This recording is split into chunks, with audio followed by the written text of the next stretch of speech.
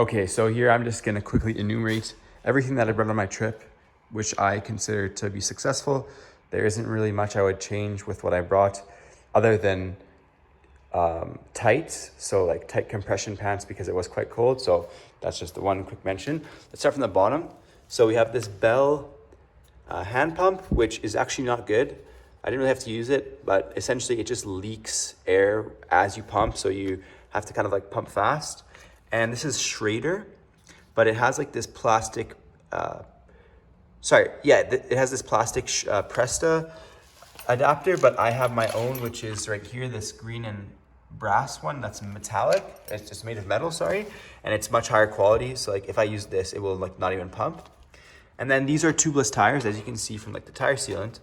But I still had this tube, which I was going to use, but luckily I had no flats at all. And my hands were actually so numb from the cycling palsy that I don't even think I could have done a on-road tire repair. So luckily that never happened. Then I have this mirror cycle, which I will show you on the bike. And then this is the sealant that I used. I bought it from Home Depot, Slime 2-in-1. And it's actually general purpose, so it can be used for tractors and bikes. I know there's like Mud and Muck Off, which are like the bike specific ones, but hey, this one works for me. And then of course a quick repair kit if ever my tube that I replaced also got a puncture, but luckily I never had to use that either. Then of course lights. Here I had this medicine container that I used for electrolytes, and you can see they still have many. So I essentially had a big packet of electrolytes, but that one was in the top tube bag. And then I would put the normal electrolytes actually in my pocket so that I could easily just, I never actually put them in the water. I would just like eat them directly, just out of convenience. And then this is just the mirror. I'll quickly show this repair kit, which I have, which is essentially tire levers. As you can see, the blue ones, and actually these are also tire levers. But the Park Tool ones are higher quality. Then you have like this ratchet, whatever it's called, that you use for the pedals if you ever have problems. Some Allen keys, and then a screwdriver, and then lastly a spoke nipple something ring, which I can't use. I don't know how to use, but it was in the kit, so I just brought it anyways. So yeah, that's everything from the ground except this rope. So I actually had to delay my trip by 1 day because I had sandals, since my cycling shoes, which are over here, right, are not usable for just regular walking. And I had no idea where to put my sandals. So I kind of just delayed the trip by 1 day. And then I eventually figured out that I could tie it to the GPS computer mount, which I don't have. I only have the mount, I don't have a computer. So I just used this rope to tie my sandals here. And you can see it's like the perfect area to do this. And I never had a single problem during the entire trip.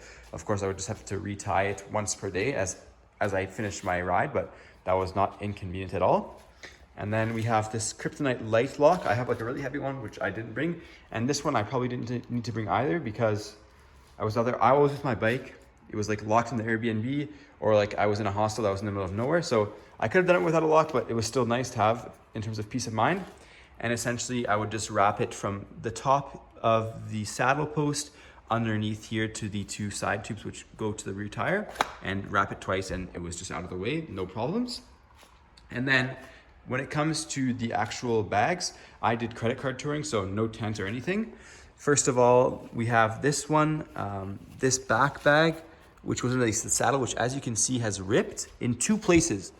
Once there, and once the Velcro. The Velcro actually ripped off. So let me see if it has a brand here. I don't see any brand. I will actually unbuckle it right now since I'm going to throw it out since it's literally broken. And if I can find the brand, then I will let you guys know so that you do not buy it. But while I do that, I'll show the top tube sack here that I have, which is really convenient. I put like my credit card, my toiletries, and etc. here. And it also has a phone mount. So you essentially tie it to here, and then you can actually use your phone through the screen. And that was like, I didn't even know I could use that feature until I used it, and it was really helpful. And then we have the Mounted Equipment Co-op.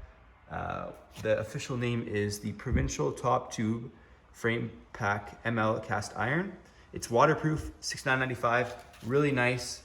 You can adjust the parameters. So I have a small frame because it's a road bike and it still fit. There's many mounting points, and yeah, I'm just actually really happy with this. I put like my peanut butter in here, my electrolytes, all of my pumps and road repair equipment. And like that was enough to get everything.